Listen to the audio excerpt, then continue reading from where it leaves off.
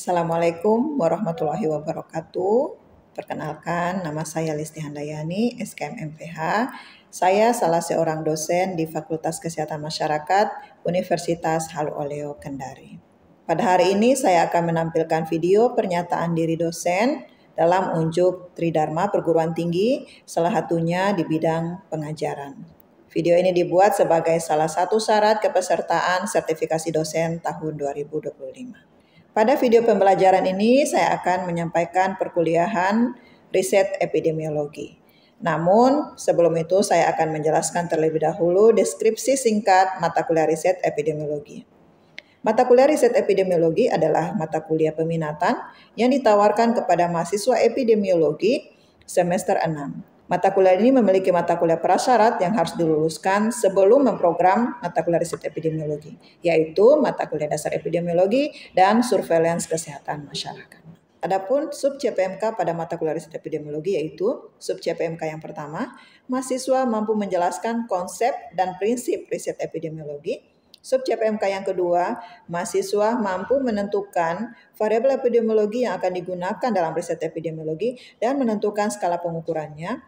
Sub CPMK yang ketiga, mahasiswa mampu menentukan rumus besar sampel, menghitung sampel, dan menentukan metode sampling yang sesuai. Sub CPMK yang kelima, mahasiswa mampu merancang instrumen penelitian. Sub CPMK yang keenam, mahasiswa mampu merancang dan melakukan uji validitas dan reliabilitas instrumen. Sub CPMK yang ketujuh, mahasiswa mampu merancang dan melakukan studi epidemiologi deskriptif. Sub CPMK yang ke-8, mahasiswa mampu merancang dan melakukan studi epidemiologi analitik. Sub CPMK yang ke-9, mahasiswa mampu merancang dan melakukan studi eksperimen. Sub CPMK yang 10, mahasiswa mampu menerapkan prinsip dasar etika penelitian dalam riset epidemiologi. Untuk mencapai CPMK dan sub CPMK tersebut, maka bahan kajian dalam mata kuliah riset epidemiologi ini terdiri atas yang pertama, konsep dan prinsip riset epidemiologi. Yang kedua, variabel penelitian dan skala pengukuran. Yang ketiga, bias dalam penelitian epidemiologi dan cara meminimalisir bias. Yang keempat, rumus sampel, menghitung dan menentukan teknik sampling yang sesuai. Yang kelima, instrumen penelitian. Yang keenam, uji validitas dan reliabilitas instrumen. Ketujuh, studi epidemiologi deskriptif. Yang kedelapan, studi epidemiologi analitik. Yang ke-9, studi eksperimen. Yang ke-10, prinsip dasar etika penelitian dalam riset epidemiologi. Dalam menyusun bahan ajar pada mata kuliah riset epidemiologi, kami menggunakan beberapa referensi yang terdiri atas referensi utama berupa buku-buku. Yang pertama yaitu Kohari 2004 yang berjudul Research Methodology and Techniques Second Revised Edition. Kemudian yang kedua yang tahun 2006 dengan judul Fundamental of Research and Epidemiology and Statistics. Yang ketiga, Mark Woodward tahun 2014 yang berjudul Epidemiology Study Design and Data Analysis. Kemudian yang keempat, Bisma Murti tahun 2013 yang berjudul Desain dan Ukuran Sampel dalam Penelitian Kuantitatif dan Kualitatif. Yang kelima, Yani tahun 2019 yang berjudul Riset Epidemiologi Bidang Kesehatan. Yang keenam, Sahir 2022 yang berjudul Metodologi Penelitian. Kemudian Salam et al. Tahun 2024 yang berjudul Book Chapter Epidemiologi Intermediate. Yang kedelapan, Pusat Penelitian LPPM, LSPR Institute of Communication and Business tahun 2022 yang berjudul Buku Panduan Kode Etik Penelitian. Selain referensi utama, kami juga menggunakan referensi pendukung. Di antaranya ada beberapa jurnal penelitian yang relevan dengan bahan ajar pada mata kuliah ini. Di sini saya menggunakan 3 artikel penelitian saya yang berjudul Factor Associated with Diarrhea Incidence in Coastal Area Bungku Toko Kendari, Indonesia yang diterbitkan pada tahun 2025. Yang kedua, Studi Efektivitas Penyuluhan tentang Bullying pada Siswa yang diterbitkan pada tahun 2024. Ketiga, Iklim dan Kejadian Demam Berdarah Denggi di Provinsi Sulawesi Tenggara yang diterbitkan pada tahun 2023. Selain itu juga kami menggunakan beberapa jurnal penelitian, baik itu jurnal nasional maupun internasional, yang dapat digunakan sebagai rujukan dalam bahan ajar mata kuliah riset epidemiologi. Dalam melakukan proses pembelajaran, di sini kami menggabungkan beberapa metode. Yang pertama adalah metode ceramah untuk menjelaskan mengenai konsep dan prinsip dasar riset epidemiologi. Selain itu diskusi kelompok, kemudian penugasan lapangan, dan yang terakhir adalah presentasi hasil penelitian atau laporan. Dalam melakukan evaluasi atau penilaian pada mata kuliah ini terdapat 4 komponen, yaitu aktivitas partisipatif dengan bobot 50%, kemudian tugas dengan bobot 10%, UTS dengan bobot 20%, dan UAS 20%. Baiklah, mari kita saksikan video pembelajaran mata kuliah riset epidemiologi yang akan disampaikan dalam bentuk delivery, interaction, dan assessment. Assalamualaikum warahmatullahi wabarakatuh. Waalaikumsalam warahmatullahi wabarakatuh. Oke, hari ini kita akan masuk pada pertemuan yang ke-10 ya, tentang desain penelitian analitik di mata kuliah riset epidemiologi. Nah, sebelum Ibu masuk pada materi hari ini, Ibu akan mereview kembali materi yang minggu lalu. Ada yang masih ingat minggu lalu itu tentang apa? Iya, Rukaya silakan. Baik, terima kasih atas kesempatannya. Jadi pertemuan minggu lalu itu kita belajar mengenai epidemiologi deskriptif, di mana epidemiologi deskriptif ini adalah ilmu yang mempelajari ataupun untuk mengetahui distribusi suatu penyakit atau masalah kesehatan berdasarkan orang, tempat, dan waktu untuk mengambil tindakan pencegahan. Oke, bagus. Yang lain ada yang masih ingat pertemuan minggu lalu? Ya, Rifka, apa yang kamu ketahui tentang epidemiologi deskriptif? Desain itu menggambarkan Untuk menggambarkan penelitian atau objek. Oke, suatu objek penelitian ya. Ada yang masih ingat desain penelitian deskriptif? Apa-apa saja? Ada 5. Iya, silakan Intan. Baik, terima kasih atas kesempatan yang diberikan kepada saya. Jadi desain penelitian dalam epidemiologi deskriptif itu ada 5. Yang pertama itu ada case report, yang kedua ada case series, Oke. ada time series, yang keempat ada studi ekologi, dan yang kelima ada cross-sectional description. Oke, bagus ya. Ada namanya case report, ada case series, ada time series, ada studi ekologi, dan cross-sectional deskriptif. Baik, berarti masih diingat ya materi yang sebelumnya. Kemudian hari ini kita masuk pada desain penelitian analitik. Nah, kemarin itu kan kita sudah membahas mengenai penelitian deskriptif dan penelitian analitik. Apa perbedaannya antara desain penelitian deskriptif dan desain penelitian analitik? Ada yang tahu? Iya, Dira, silakan Dira. Baik Bu, jadi kalau untuk penelitian deskriptif kita itu hanya fokus pada gambaran terjadinya distribusi orang, tempat, dan waktu.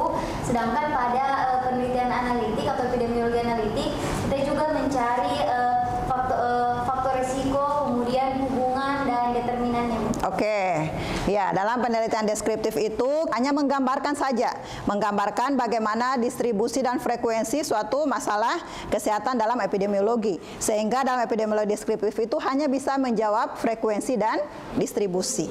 Sedangkan kalau dalam penelitian analitik itu adalah mengidentifikasi suatu faktor resiko, ataupun misalnya kita menguji faktor resiko tersebut apakah berhubungan dengan outcome atau penyakit yang kita teliti. Ya. Tujuan pembelajaran, apa sih yang menjadi tujuan pembelajaran studi epidemiologi analitik? Mahasiswa mampu menjelaskan studi epidemiologi analitik. Artinya kita paham konsep apa itu studi epidemiologi analitik.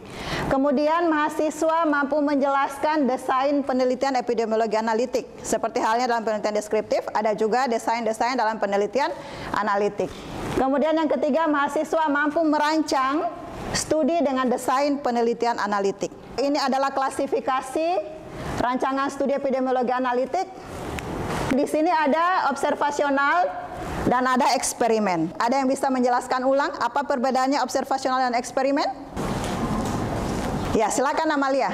Baik, jadi perbedaan antara observasional dan eksperimental, di mana kalau observasional itu kita hanya mengobservasi tanpa memberikan perlakuan kepada responden. Namun kalau di eksperimental itu ada perlakuan yang diberikan kepada responden. Oke, bisa diberikan contohnya perlakuan itu seperti apa? Misalnya seperti memberikan penyuluhan Ibu. Misalnya kalau desain eksperimental ada perbedaan perlakuan di mana yang kelompok yang satu itu diberikan penyuluhan misalnya melalui media leaflet ataupun melalui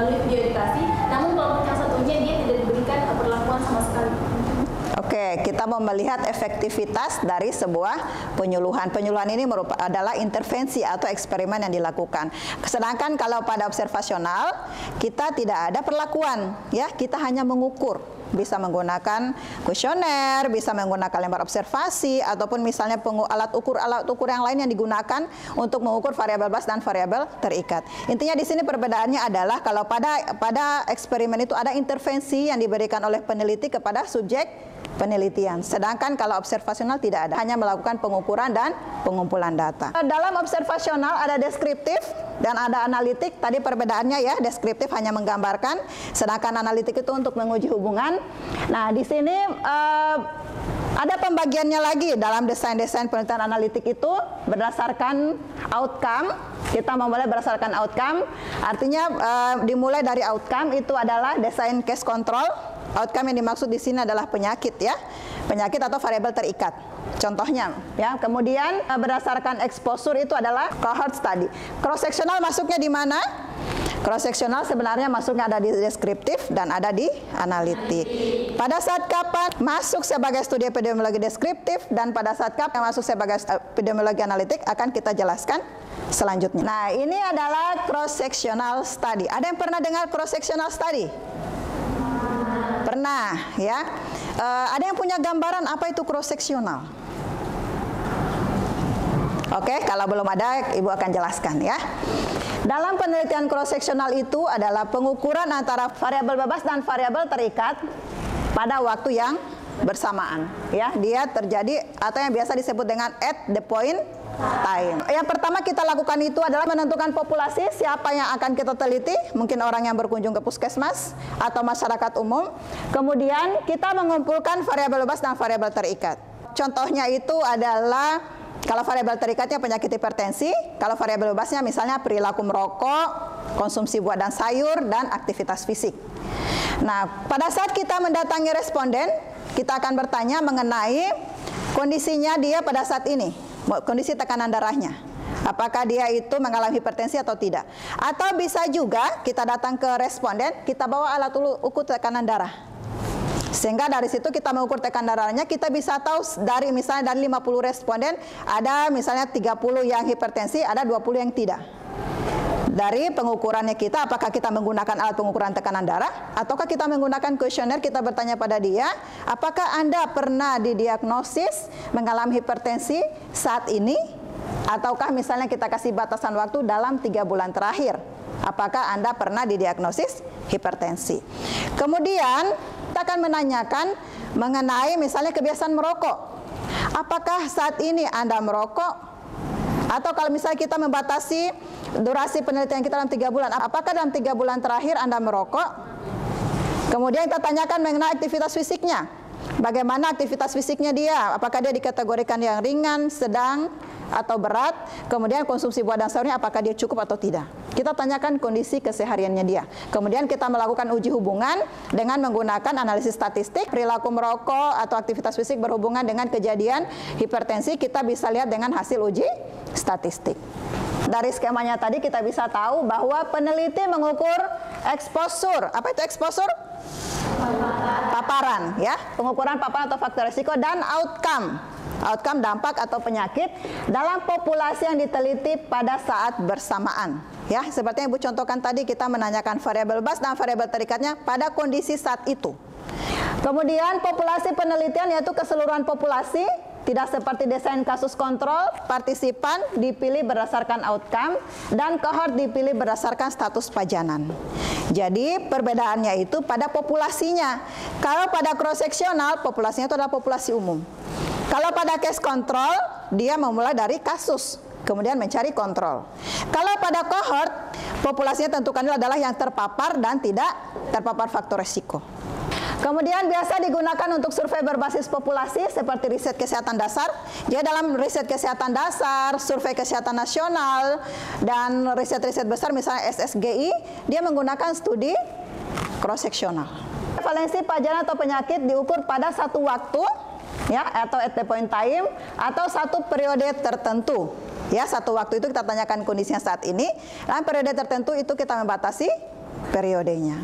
Nah, ini cross sectional sebagai studi deskriptif, mungkin Ibu hanya untuk menekankan kembali ya. Nah, di sini kalau sebagai studi deskriptif mempelajari prevalensi pajanan atau outcome pada satu waktu sama dengan analitik pada populasi tertentu. Ini kita mau melihat prevalensi. Ya, kalau misalnya kita mau mengetahui prevalensi, berarti kita menggunakan studi epidemiologi deskriptif. Dalam memilih populasi untuk diikutkan penelitian tidak berdasarkan status pajanan atau status outcome, tetapi keseluruhan populasi. Kemudian tidak ada kelompok pembanding. Ya, contoh dari studi epidemiologi deskriptif, misalnya seorang peneliti tertarik untuk mengetahui prevalensi dari kejadian diare pada balita di suatu desa. Kemudian dirancang studi survei berbasis populasi untuk mengetahui prevalensi kondisi tersebut. Kemudian penelitian dilakukan dengan mendatangi rumah dan memeriksa populasi tersebut. Total balita yang disurvei sebanyak 250 balita dan ditemukan terdapat 98 balita yang mengalami diare. Sehingga berapa prevalensi diare itu? Perhitungan prevalensi Bang Mana?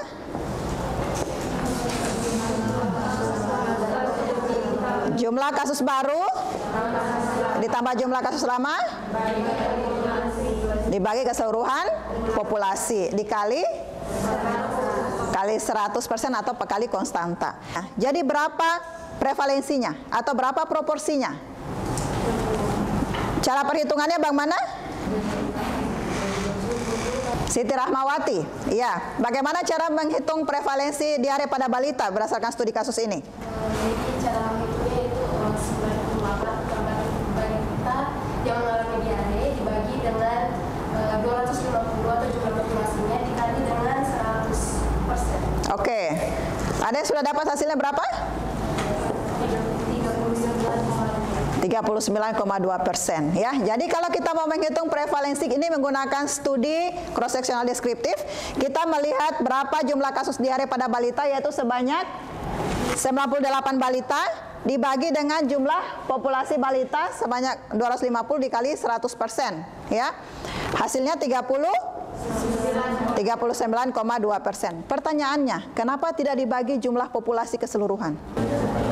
Karena kejadiannya fokus pada diare pada balita. Ya, karena kita mau mengetahui prevalensi diare pada balita. Kalau misalnya kita mau mengetahui kejadian diare pada seluruh kelompok umur, berarti kita harus identifikasi berapa orang yang diare untuk seluruh penduduk.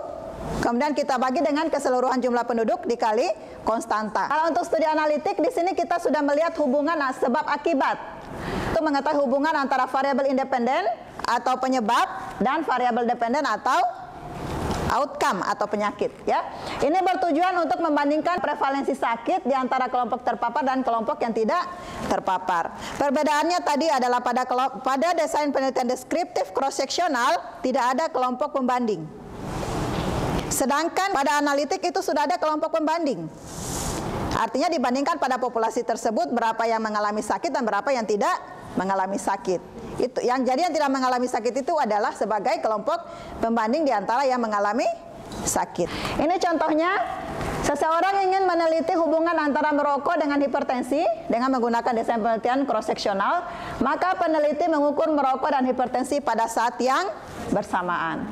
Cara pertama, responden diukur tekanan darahnya pada saat itu, kemudian ditanyakan apakah dia merokok atau tidak. Sedangkan cara yang kedua, responden ditanyakan apakah dalam 1 tahun terakhir pernah didiagnosis oleh dokter mengalami tekanan darah tinggi atau tidak. Kemudian kita tanyakan apakah dalam 1 tahun terakhir dia merokok atau tidak. Seandainya kita membatasi durasi penelitiannya kita 1 tahun.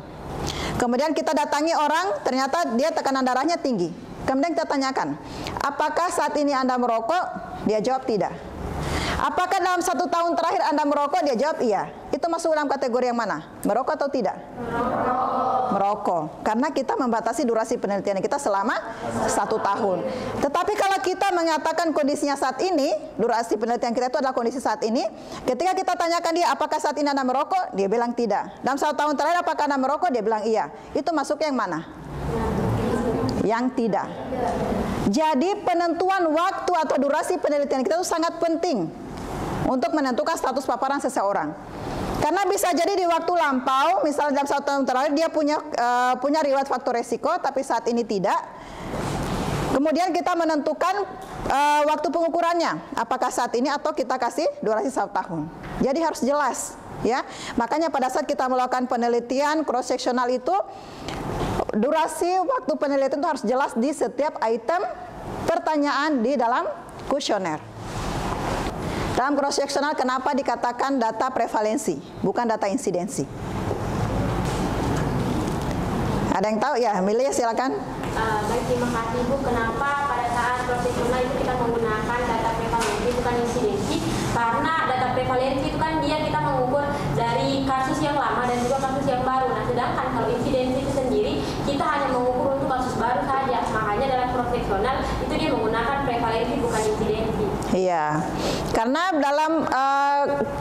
kalau untuk prevalensi itu kasus yang sudah terjadi, ya, baik itu kasus lama maupun kasus baru.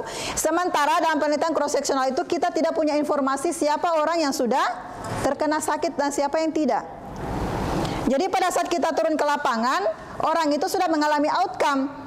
Hanya memang kita tidak tahu secara pasti berapa orang yang mengalami outcome itu. Oleh karena itu dia menggunakan data prevalensi. Sedangkan kalau insidensi biasanya untuk penelitian kohort, karena kejadiannya itu adalah kejadian yang baru di mana angka kesakitannya dihitung dengan mengikuti status paparan seseorang sampai terjadi penyakit. Apabila terjadi penyakit maka dihitung sebagai kasus baru. Bukti yang dihasilkan tidak kuat untuk menarik kesimpulan kausal antara paparan dan penyakit. Karena berhubungan dengan konsep kausalitas temporal. Apa itu konsep kausalitas temporal? Sebab mendahului akibat. Ya, sebab mendahului akibat. Sementara dalam penelitian cross sectional, kita menanyakan kondisinya pada saat ini dan gambaran antara paparan faktor risiko dan efek itu kondisinya saat ini. Sehingga tidak ada batas waktu yang jelas mana yang mendahului, apakah sebab atau akibat.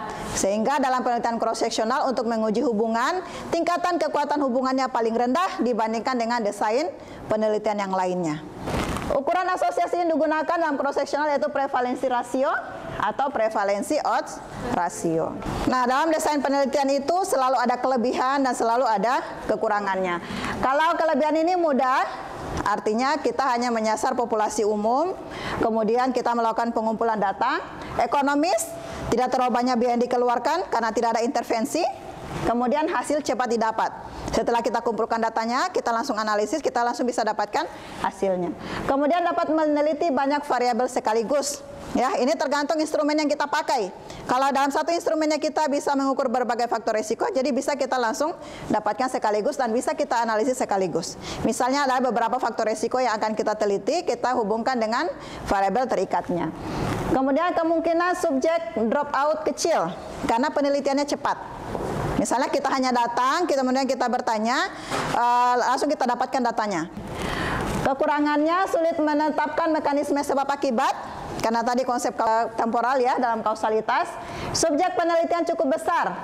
Memang dalam penelitian cross sectional itu karena populasinya itu adalah keseluruhan populasi sehingga respondennya atau sampelnya itu lebih besar dibandingkan pada penelitian cohort dan case control. Kemudian kurang tepat untuk mempelajari penyakit dengan kurun waktu sakit yang pendek. Kemudian kesimpulan korelasi paling lemah dibandingkan case control atau cohort dan tidak dapat menggambarkan perjalanan penyakit. Sampai di sini ada pertanyaan? Bertanya Ibu. Ya, silakan Milia. Dalam penelitian cross sectional itu kan Ibu dia berkaitan dengan endpoint time, yang dimana itu kita sudah menentukan periode waktunya. Nah, sedangkan kalau misalnya kontrol itu kan dia itu kita melihat ke belakang, dan sedangkan dalam cross sectional ini kita tidak melihat ke belakang, tapi di satu waktu antara paparannya dan juga outcome-nya. Nah, lalu bagaimana caranya kita menentukan waktunya Ibu? Maksudnya kayak misalnya kan biasa dalam melakukan penelitian, nah, terus kayak kita tanyakan kayak terkait diare. Nah, diare itu kadang kayak jawaban dari respondennya, oh sudah 2 tahun yang lalu, oh sudah 4 tahun yang lalu. Dan itu kadang kita kayak bingung ini mau ditulis ya atau tidak. Jadi cara penentuan waktunya itu bagaimana? Oke, itu penentuan waktu itu tergantung peneliti. Dia mau menentukan waktu yang mana. Misalnya dia mau, kalau tergantung penyakitnya, kalau misalnya penyakit dengan masa inkubasi yang cepat, misalnya tidak terlalu lama dalam hitungan minggu, itu kita bisa menanyakan kondisinya dalam 1 minggu terakhir atau dalam 3 bulan terakhir. Ya, biasanya kita membatasi seperti itu. Tapi kalau misalnya penyakitnya itu seperti penyakit yang tidak menular, yang masa latennya itu cukup panjang, itu biasanya kita menanyakan dalam periode waktu misalnya 1 tahun terakhir atau 6 bulan terakhir. Jadi tergantung jenis penyakitnya. Kalau misalnya seperti keracunan makanan, diare yang terjadi pada saat keracunan makanan, berarti kita tanyakan kondisinya dia pada saat terjadi keracunan makanan tersebut. Misalnya dalam 2 hari terakhir ini, atau misalnya keracunan makanannya itu kemarin, apakah kemarin setelah mengkonsumsi makanan itu Anda mengalami gejala diare? Jadi seperti tergantung konteks penelitiannya. Ya, kalau misalnya penelitian yang penyakit tidak menular, yang masa latennya itu cukup panjang, kita membatasi waktunya misalnya 1 tahun terakhir. Tapi kalau penyakit-penyakit yang akut, yang cepat sembuh seperti diare, kalau diare itu cukup kita tanyakan kondisinya dalam 3 bulan terakhir atau kondisinya saat ini. Sudah jelas? Oke, ini adalah contoh penelitian cross-sectional factor associated with diare incident in coastal area Bungku Toko Kendari. Jadi itu kita melakukan pengukuran, kita tanyakan pada saat itu mengenai diarenya selama 3 bulan terakhir. Karena diare ini adalah penyakit yang akut dan juga cepat sembuh, kita membatasi waktunya 3 bulan terakhir. Kita menanyakan apakah Anda pernah didiagnosis mengalami diare selama 3 bulan terakhir, ataukah kita tanyakan apakah Anda pernah mengalami gejala diare dalam 3 bulan terakhir. Kemudian kita menanyakan apakah dia mengolah air minumnya sebelum diminum, misalnya dimasak terlebih dahulu, tapi ternyata sebagian besar tidak dimasak. Mereka menggunakan air galon, akan tetapi keterbatasan penelitian ini kita tidak melakukan pengukuran kandungan bakteriologi dalam air galon tersebut. Dalam penelitian ini disimpulkan bahwa faktor yang berhubungan dengan kejadian diare di wilayah Bungku Toko itu adalah perilaku mengolah air minum sebelum dikonsumsi. Ya, itu adalah contoh dari penelitian cross-sectional. Ini adalah slide terakhir. Kalau tidak mau ditanyakan, siapa yang bisa memberi kesimpulan mengenai materi hari ini? Ya, silakan Seltiona. Terima kasih Bu. Jadi pada materi hari ini dapat saya simpulkan bahwa dalam epidemiologi analitik itu dia berfokus pada dalam menguji hubungan. Dalam epidemiologi analitik itu ada beberapa data studi seperti cross-sectional, cohort, dan case control. Cross-sectional ini itu menguji hubungan sebab akibat pada waktu yang bersamaan atau at the point time. Terus cross-sectional ini memiliki beberapa kelebihan, salah satunya yaitu mudah dan juga ekonomis. Tapi di samping kelebihan itu dia juga punya kekurangan, di mana untuk menentukan sebuah faktor resiko dia itu kurang kuat untuk bisa menentukan sebuah variabel itu menjadi sebuah faktor resiko, karena itu hanya fokus pada satu waktu saja, tidak seperti case control dan juga cohort itu saja. Oke, terima kasih banyak pada Seltiona atas kesimpulannya, cukup komprehensif ya. Nah, untuk mengevaluasi bagaimana penerimaan materi hari ini, silakan kita mengerjakan kuis. Ini adalah link akses pengerjaan kuisnya. Sudah bisa diakses semua? Sudah. Oke, Ibu kasih waktu 15 menit.